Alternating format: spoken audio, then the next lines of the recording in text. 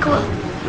అంజలికి ఆకలేస్తే అన్నం పెట్టేవాడు, వర్షంలో తడుస్తుంటే గొడుగు పట్టేవాడు, నిద్ర రాకపోతే కథలు కూడా చెప్పేవాడు. ఆ అబ్బాయి చాలా మంచివాడు కదా. అంత మంచివాడు కాబట్టి ఆ అబ్బాయిని ఇంకో అమ్మాయి కావాలనుకుంది. నా ఫ్రెండ్గా ఉండవా అని అడిగింది. పాపం అతనేం చేస్తాడు?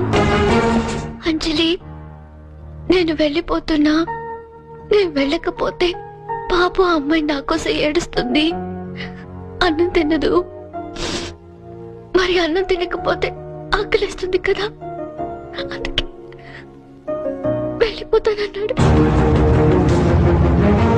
మరి నేను అని అడిగింది అంజలి. నీకు చిన్నప్పటి నుంచి ఒంటరిగా ఉండటం అలవాటే కదా,